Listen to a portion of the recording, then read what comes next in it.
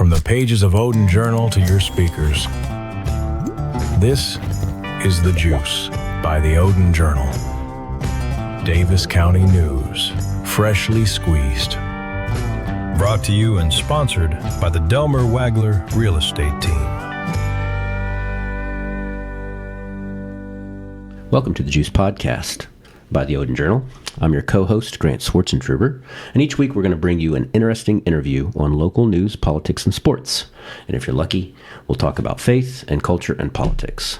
And today, we're talking with Jacob Stevens. How are you, Jacob? I'm good. How are you doing? Very good. Thank you for coming on, and appreciate your time. Here. Jacob, you're the vice chair, of the local Republican Party.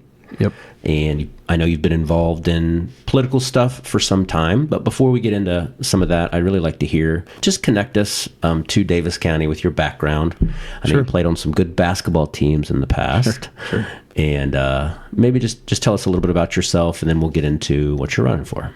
Yeah, so Jacob Stevens, Dave and Julie are my parents. Tom and Peg, my grandparents. Have a grandma, Roberta Brenniger, as well, that's from Odon. I was born in Evansville, but we moved here when I was 3. Lived right beside my grandpa, Tom. So that was good. It was a good childhood. Went to Washington High School, graduated, went to Indiana University. Graduated there in 3 years.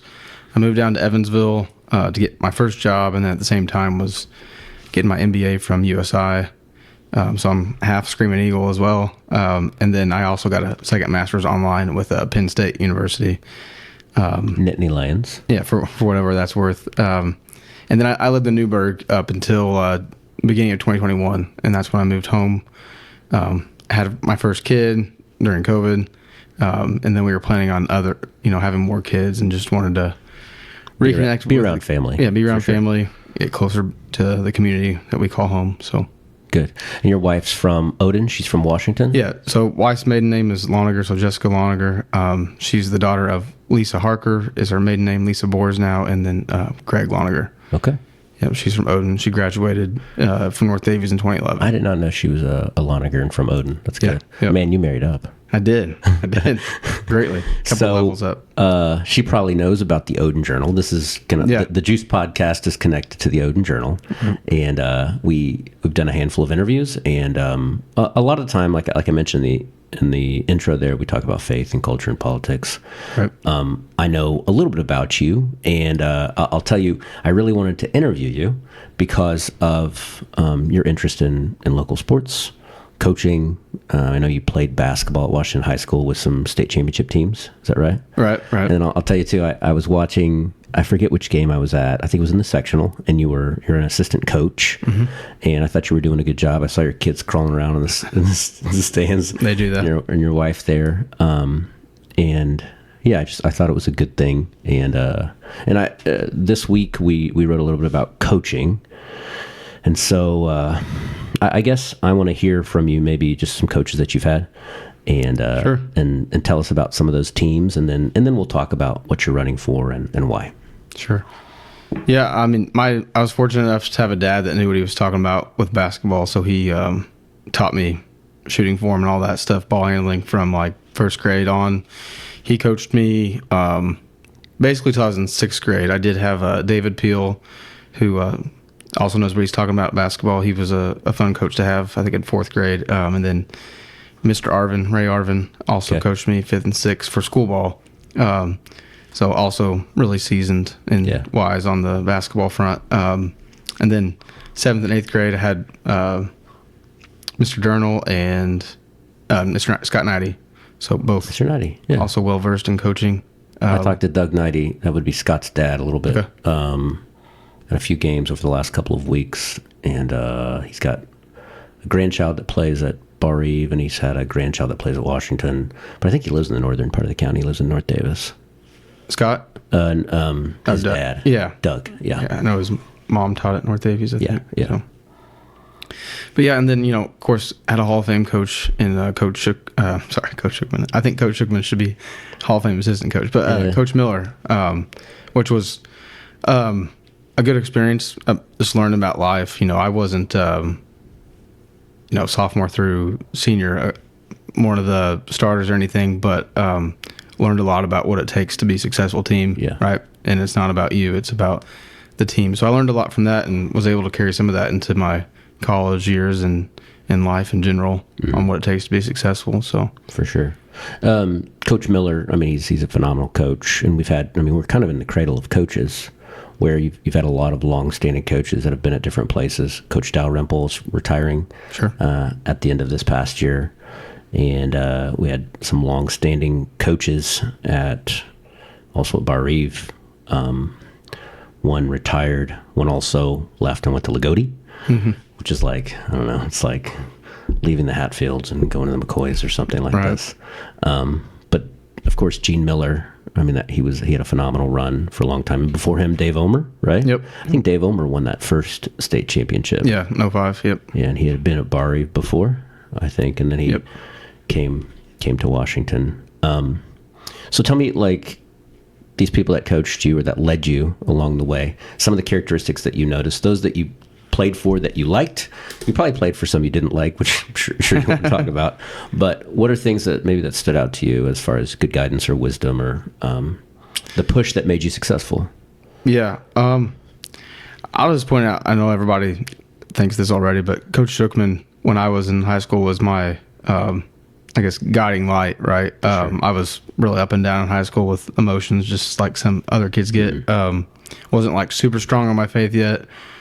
But, you know, Coach Shookman, and we saw it this year, him taking over for 10 games. I would label as a leader of men, a faithful servant of God, and he knows how to carry that forward to the game of basketball. Also, you know, really intelligent about not only the game, but just in general, right? So he played in the Ivy League, right? Right. Yeah. So just a really good person for kids now. He does a good job of relating to the kids, even in, you know, 2025, 2026. But he's just someone to look up to. For us coaches that were young on the staff this year, and the kids too, on how to build a life, build success, build a family. How to deal with a tragedy. His son was killed in an accident, kind of a tragic accident, and I kind of followed him along. I knew Cooper when he was a little guy, and I can't imagine having to deal with that. You have to have a faith background to get through it, I would think. Yeah, no, I think he exhibited that all year long. So yeah. So again, the podcast it tends to focus on faith, culture, politics. I like to talk about sports, but almost everybody they have on, they're not talking about sports; they're talking about politics. And tell me a little bit about your work with the Republican Party, with the Young Republicans, and then maybe we'll talk about what you're running for.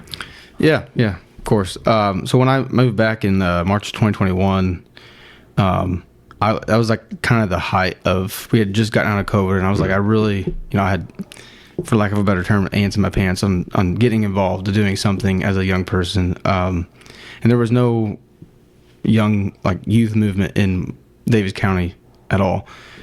So I recruited, I would say, local leaders that were young, between 20 and 40 years old. Got a good group, about 15 people together. Started a Young Republicans chapter here in Daviess County, with some support of Jan Sheeler Hicks, who's the chairperson of the Daviess County Republican Party now.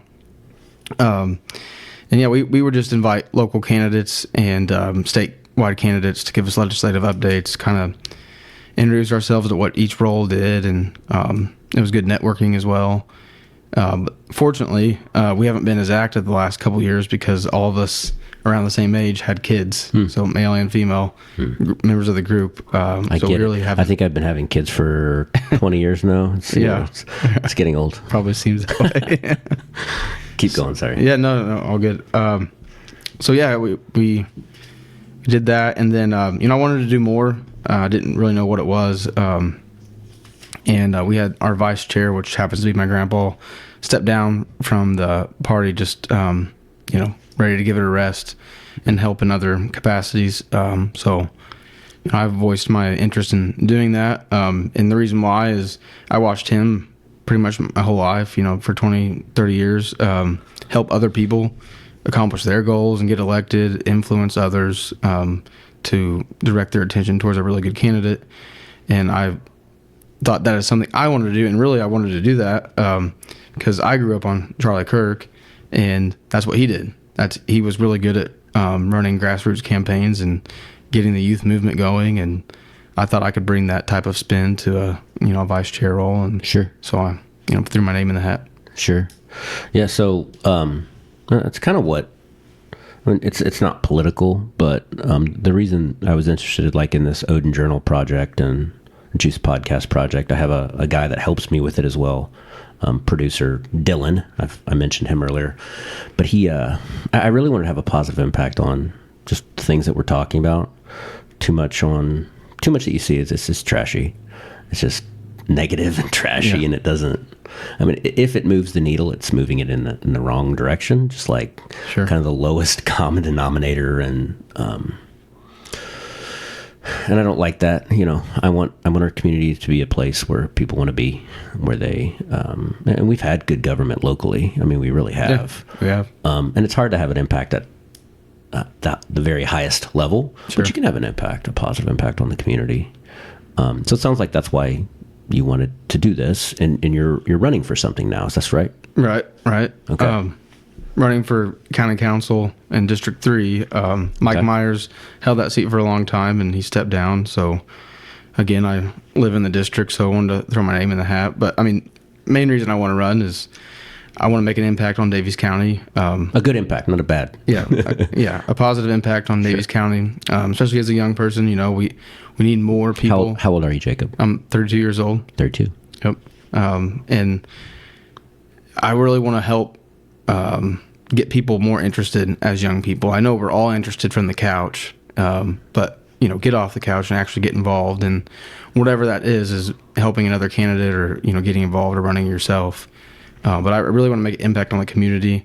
I was one of those kids, and when I graduated in 2012 from high school, that I was like, I'm never setting foot back in Daviess County other than to visit family. And why? I'm just curious, like why you thought that? Immaturity, and in my mind, I wanted to accomplish all these things. Be in this big city somewhere. Yeah, Nashville was the big city, right? Okay. But God had something else planned for me, and I mean that with sincerity.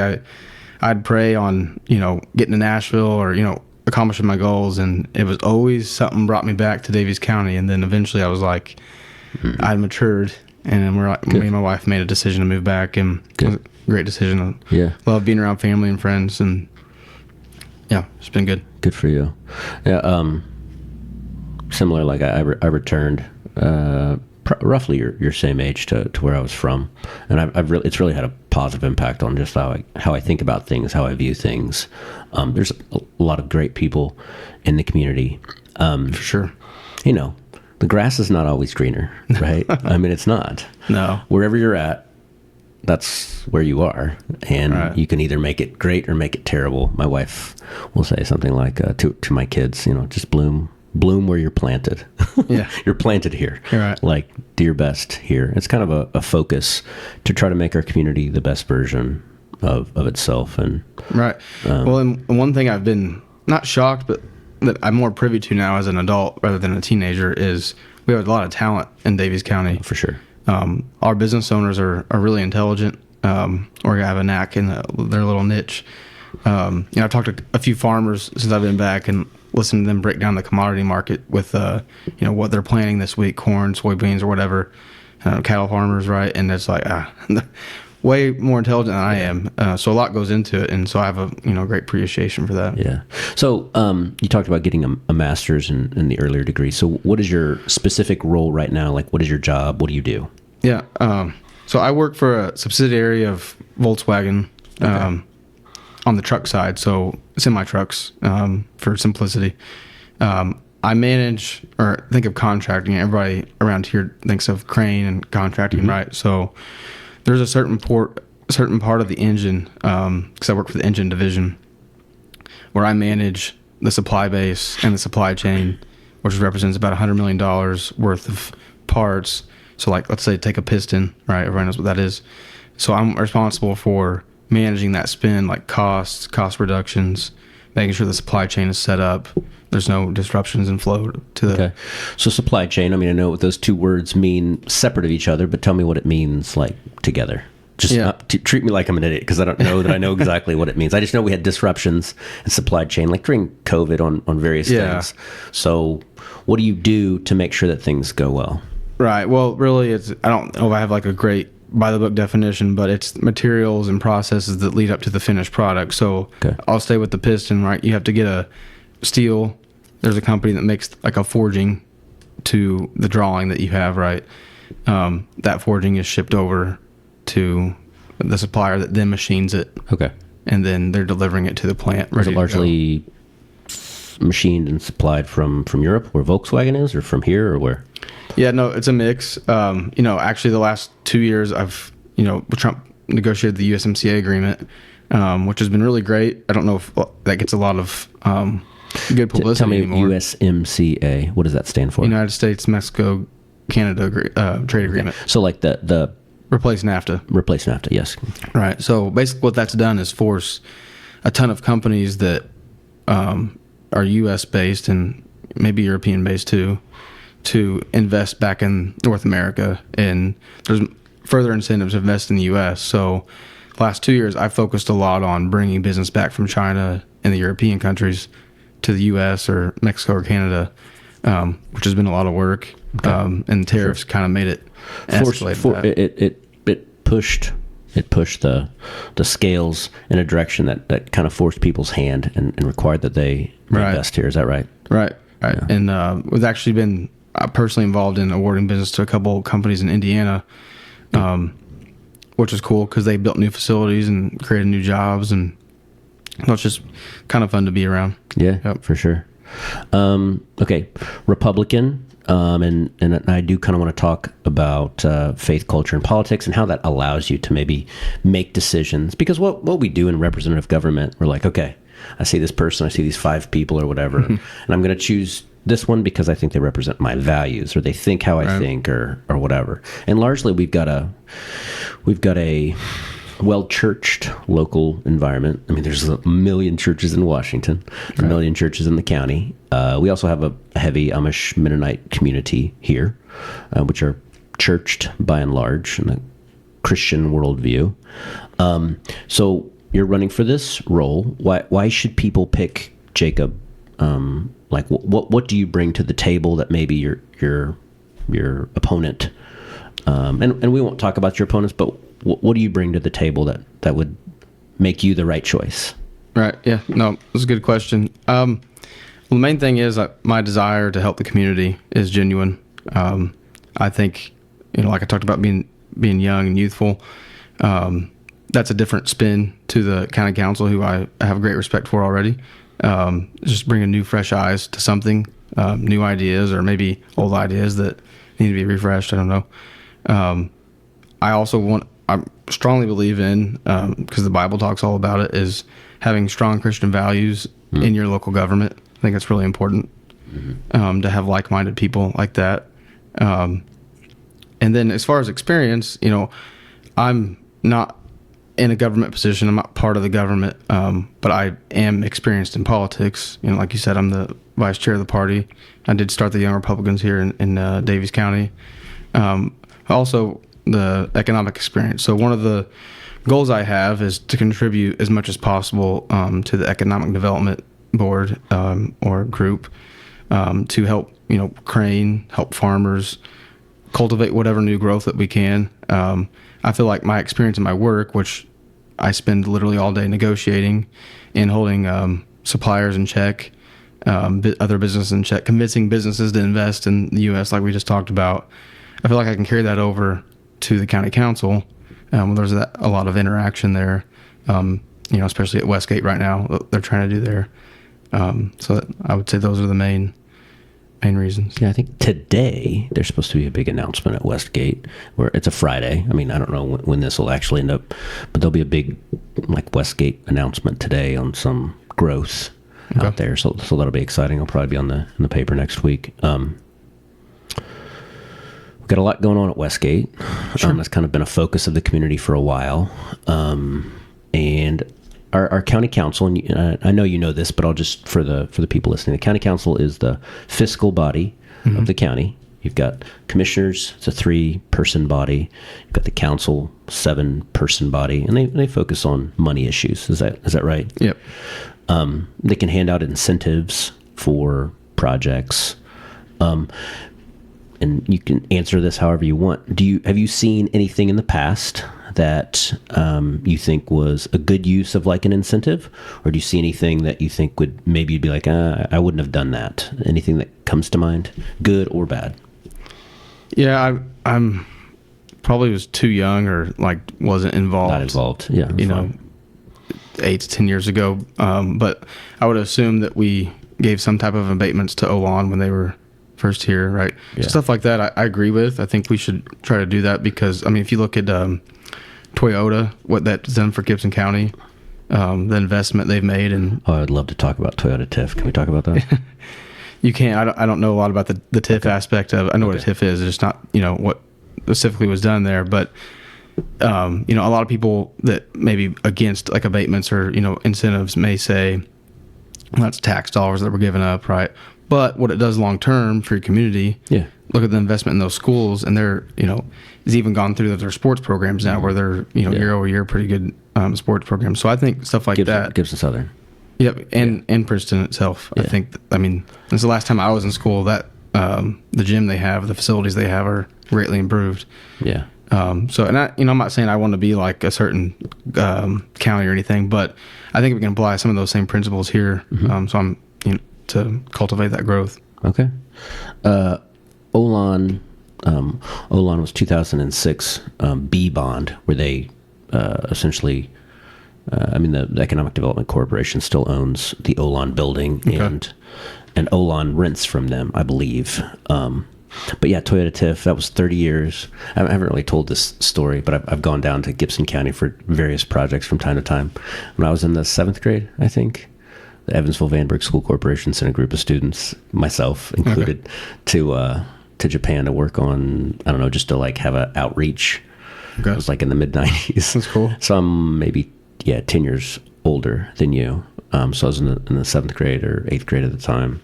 We spent quite a bit of time in Japan, and it was fascinating. It was like the trip of a lifetime, right? Yeah. We were there for a couple of weeks, went to school, did all this stuff, and they were trying to attract to a specific location we didn't know it at the time. We visited Toyota in wherever one of the facilities were, I think in Osaka.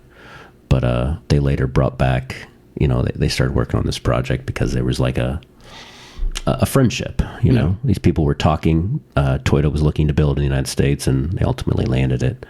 And so it was 30 years.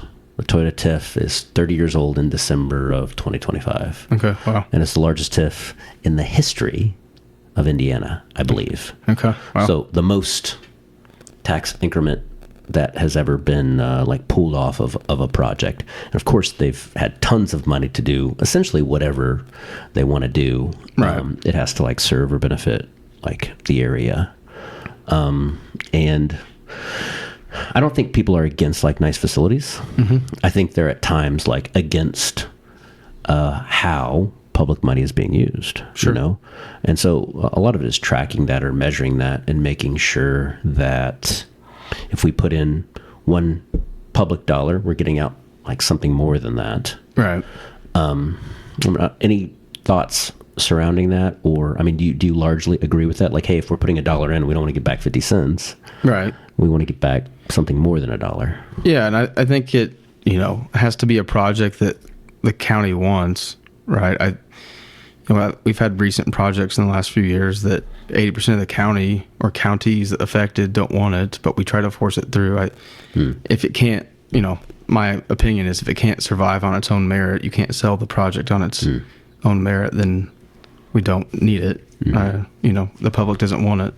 So I'm more pro if, we can do all these projects. Local decision making, right? You respect that. I want to put the power back in the people's hands, right? Because I'm one of those people, right? Mm-hmm. So, and the other thing is, I know a few years ago, the school board, tried to pass some Washington School Board. Yeah, Washington School Board. Sure. Sorry. Tried to pass some improvements that were going to raise taxes, right? And the county said no, or the city said no, voters.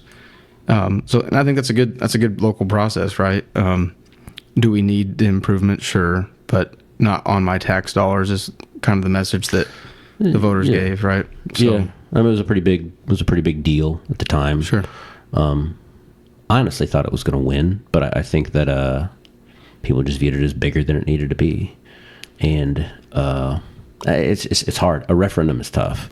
Oh, for sure. You got to get. I'm not saying I'm against. I was just pointing out that if the public is saying, "Great," but you're not increasing my taxes for that, I respect that and support it. It's a topic that's come up a few times on this podcast, but having decisions made at the lowest, like, rational level for people, they would call that subsidiarity. That we don't want the federal government making decisions about schools. Agreed. Or maybe things that should be done more at the local level, because every community is going to look a little bit different. We want local people, school boards, teachers, Absolutely. principals, parents making decisions. Absolutely. And you've seen the state legislature constantly tries to balance that. Some people say they do a good job, some bad. But in this last session, there was a lot of talk about parental control of devices, social media, these types of things. I don't know. Do you have an opinion about that, or a strong one? Okay, yeah, go ahead. I for sure think that parents should have as much control over a kid's curriculum, if you will, as possible. The stuff that I know, it might have been 4 years ago now, but Glenn Youngkin in Virginia won Virginia that governor. Won that race based on that alone, right? Yeah. I mean, it was viewed as like pushing insane stuff on kids, trying to indoctrinate children. Exactly, and obviously as a Republican, you're against it, very against that, right? Right. But very pro. I mean, that's one of. Well, should parents or should schools be able to say you cannot have your phone in the school? Should they be able to dictate that? So, yeah. Okay. I think, and I don't know if that's part of the problem. I don't have kids that are like in, first, second, it's third a problem. grade. It's Right. I don't know, problem. but I know the phone's the problem, right? I think, the teachers should be empowered to take the phone away. But what about the parents? So really, the parents largely went to the state legislature and they wanted a ban on kids having access to social media under a certain age because of the harm that it tends to cause people. I would presume that you're favorable towards that Sure. Maybe these things that we know that can be negative, we can't just hand it to someone. Yeah, no, I'm for that type of thing, but Sure. we also, parents come first. We should have control over our kids, right? But at the same time, you gotta, stuff like that, you have to watch how you word it, because it's a slippery slope on giving up free speech as well. So that's a word of caution to that. But I mean, as much control as you can on making decisions for your kids' schooling. Yeah, and it's less about free speech. I mean, if the parents allow the kid to get on social media, they can. Sure. They do. And they do, kind of notwithstanding, but it's a step where they have to verify. And we do that with lots of things. We say you have to be this age to do this. Yeah, no, I'm totally for that. Right. This age to do that. Good. Okay. Talk a little bit about, we were talking a little bit ahead of time. I mean, that's kind of a hot topic right now. It's on the front page. Data centers. So, it's easy to say, I don't want a data center. I don't like a data center. But even if what we talked about ahead of time here, like if the data center is not here, you're like, that's fine. But if it's close by, I don't really want it. There are lots of risks to social media, to artificial intelligence. Like as people use it, it can be used nefariously, but it's not unlike, say, a gun. It can be used in a good way. It can be used in a bad way. It's the user, and it's our sin nature, our desire to do something that's maybe not good. Sure. That tends to be the problem. It's not so much the tool. Yeah. But maybe speak about that. I mean, I don't love talking about current events all the time because it's just kind of the flavor of the day, and then it's over and done with. We do have data centers in the country. They're largely viewed negatively. We do have, I don't know, solar fields largely viewed negatively, windmills largely viewed negatively, coal mines largely viewed negatively. But it's because of our habits. Sure. It's because I've got this like supercomputer that I carry around in my pocket is why we have to have some of these things, right? Right. And I don't like the direction of culture. A couple of my buddies have gone to flip phones, and so they're not using data centers. But many of the people that are talking about they're anti-whatever, I mean, they use this stuff actively. Sure. I use it. Right. I don't know if you care to speak on that. Yeah, I mean, generally against having a data center in my county. I mean, that's another one of those projects that it can't survive on its own merit. Then we don't need it, in our county. And You're talking about the economic development side. Is that what you're saying? yeah, and well, our local radio station WAMW put a poll out on Facebook recently, and 90% of the people were against having a data center, right? And so I think we should just listen to what the people have to say. I'm one of those people, again. But there's some of this is, do you take a yes or a no from someone who can't really even give you a yes or a no? Like, I love my wife and I get her opinion, but should her opinion about whether or not we have a data center or anything within the county, should it carry the day? I don't know. Yeah. And you mean like... Well, I'm just saying, like, if we're not giving them any incentives, say that whatever it is, they're not getting any incentives, so it's not coming in front of the county council. They just want to place a truck stop at exit 76. If everybody gets all riled up about it, they're like, no truck stops at 76, right? Does it really matter what somebody in Washington says about exit 76 or somebody in Ragglesville says about exit 76 or somebody, I mean, of course the polling, it means something, but we don't simply listen to what 51% of the people say. We listen to what 51% of the people say in order to elect people.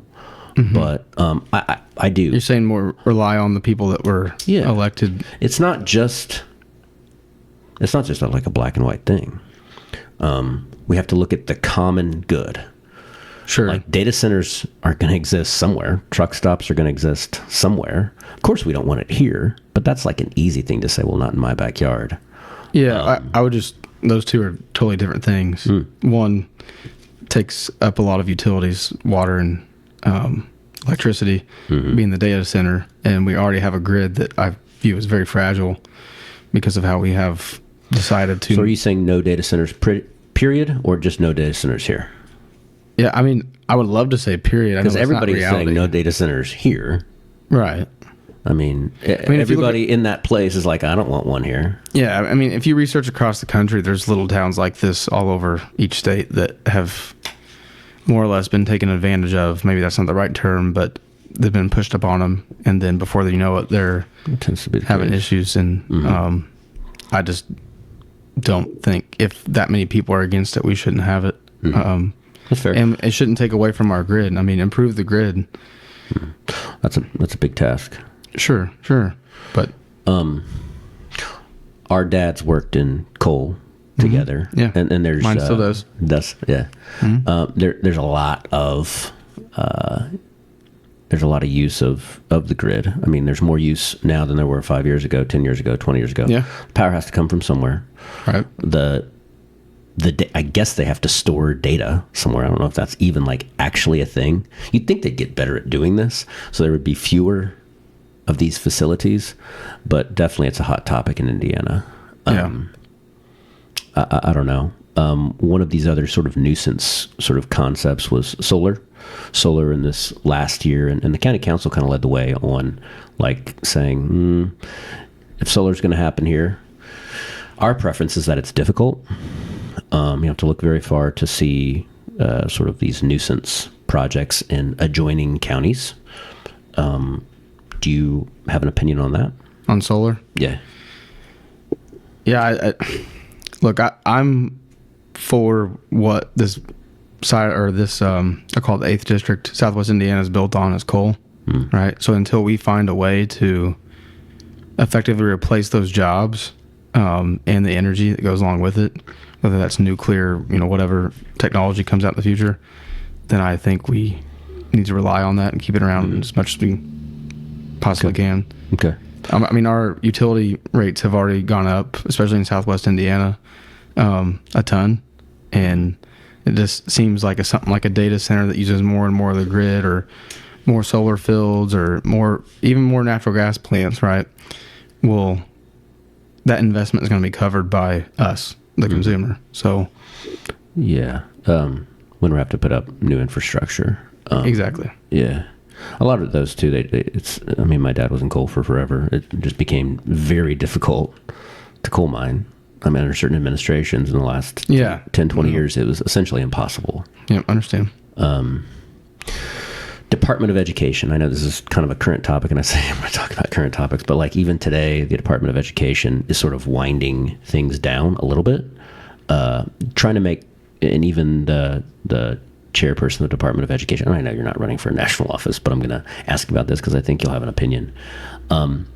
The Ed Secretary said that she hopes to be the last Department of Education Secretary. Yeah. It's kind of a long thought process. Even Rick Perry, if you remember, Rick Perry was running for president some time ago. He's the governor of Texas, and he goes, I want to get rid of 7 agencies. The Department of Education. And he like kind of paused, and he like couldn't remember the other 6. But that's kind of a thought process that this entity at the national level that was established, say in the 70s. So Jimmy Carter, right? I don't know. Probably. It was in the mid 70s, so Ford or Nixon, Ford or Carter. But started this thing that's sort of taken things in a bad direction. Mm-hmm. We want local decisions to be made locally. We talked about that. This concept of subsidiarity and the common good of the people where we live is paramount. And I don't really care like what some person in DC thinks or says about it. So how do we improve that? I mean, the DOE is started to try to wind down, but it might pink back and forth between Republican, Democrat administrations, and so that's not healthy either, really. Yeah. But what do you think? Firmly believe that the parents are the first educators. I mean, the parents have to be involved, have to be engaged. You see success for a family and for a child when their parents are involved. All right. Of course, it can be negative, but it largely isn't. It's largely positive, and I just worry that these things kind of get out of control. It starts off as something good. Oh yeah, we want a Department of Education, right? And it becomes some of the things that you see in other states, largely not here. But right. Care to comment on that? Sure. Yeah. I mean, look, it gets banning or abolishing the Department of Education gets a bad rap because it comes from Trump, right? And you have one side that everything used to come from Rick Perry, who was like, right. But I just mean Republicans, currently, right? Republicans by and large, yeah. Well, I know we get some funding, like the state of Indiana, from federal Department of Education, but I'm all for, just in general on any topic, for state powers, right? Mm-hmm. I think that should be a state decision. Yeah.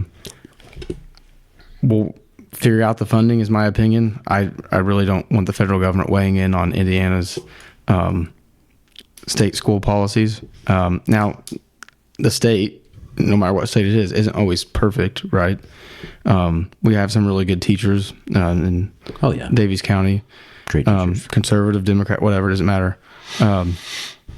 We got to empower our local governments, our local school boards, to be able to implement the curriculums and the standards they want to as well, and not handicap them at the state level. But in general, to answer the question, I'm for more power at the state than the federal level. But probably also more at the local level than even at the state. Yeah, absolutely. Yeah, same. Yeah.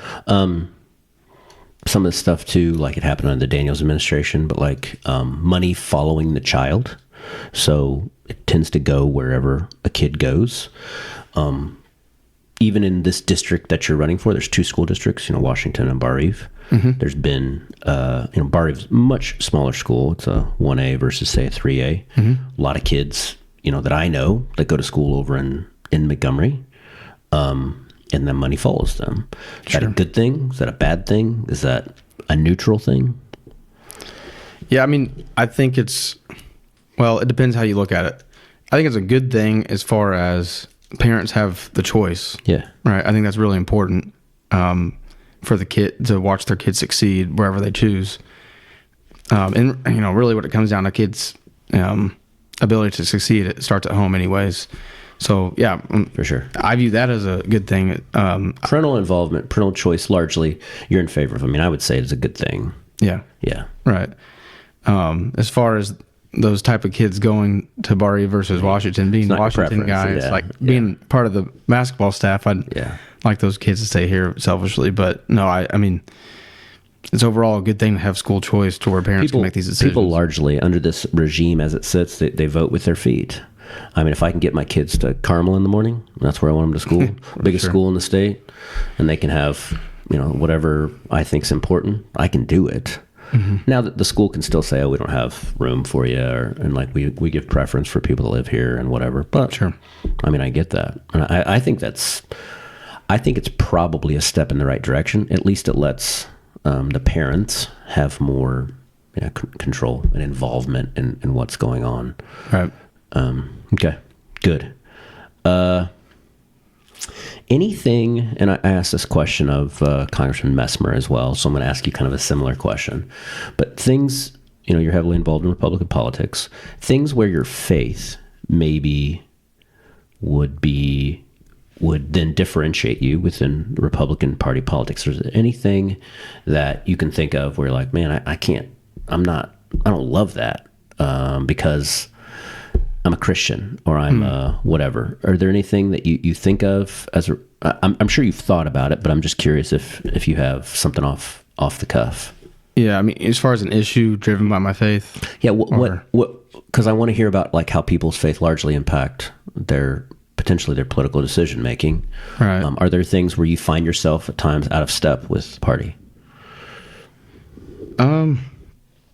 Nothing jumps to my mind. I would say I'm pro-life strongly. Sure. Always have been. And that's driven by my faith. And I think, it's murder when you do that. I don't think women necessarily should be penalized for it or anything like that. I'm against killing babies. Sure. I think everybody should be. But, my faith as far as how it affects decision making, I pray about every big decision I've ever made. And because of that, I feel like, and I would say this with humility, that any big decision I've ever made has been the correct one for the path that God has put me on. Whether I liked it or not at the time doesn't matter. Follow the path. And I continue to do that. He's pulled me out of some pretty dark spots and put me in some pretty light spots. And, this happens to be one of them, the opportunity to hopefully get elected and represent Daviess County. But even if I, happen to lose the race, that's okay. And it's supposed to teach me, something that I'm not privy to yet, but yeah, I'm supposed to learn from the experience for better or for worse. So, I just pray, read as much in the Bible as I can you always got to learn. I'm not a pastor. Even pastors have to learn. Where do you go to church, Lagodi? Yeah, so I go to Faith Baptist in Lagodi. Pastor Jim Lilly is the pastor there. We have a kind of a family connection there. My wife's aunt, through marriage, her father is the pastor. So cool. So we go there. Good. Let's see. Anything else that you think that the electorate should know about you that would make them want to choose Jacob and would trust, your decision-making process? I like how you talked about trying to make decisions. In fact, I'm going to challenge you a little bit. Today, there's a post about making good decisions in the Odon Journal, and just like how to do that. And it's really like personal decisions, like should I do this or this, right. Door 1 or door 2, or so I'm going to follow back up with you here in a couple of days to see if you looked at it and see what you thought. Okay. But anything else that you would like the audience to know? Yeah, I just, again, would reiterate, I would like to talk about Jesus as much as I can. Everything's driven by that for me. Like I said, I've, especially as a teenager, pretty dark spots. Always been Team Jesus, but there's always a spot in everybody's life where you're like, yeah, I believe, and he's my Lord and Savior. But then there's a spot where you change over to you live for him, right? And I feel like the last few years, I've kind of gone through that. Not perfect, make mistakes, all that stuff, right? No one is. But I live by what Jesus has to say. As far as decision making, I pray on a decision and won't make it until I get the sign that that's the right path. So Small stuff, big stuff. yeah, everything. Okay. Everything. And well, that's what it tells us. He commands us to do is give him the little stuff and the big stuff. So Also, yeah, pray without ceasing. Yeah. Keep going. Well, I really appreciate that you took the time to come on. Thanks for inviting me. We'll hopefully stay connected. We wish you the best on your future pursuits. Yeah, appreciate Thanks, it. Jacob. Yeah, thank you. All right. Thanks for watching The Juice by the Odon Journal. Tune in next week for more Daviess County news, freshly squeezed.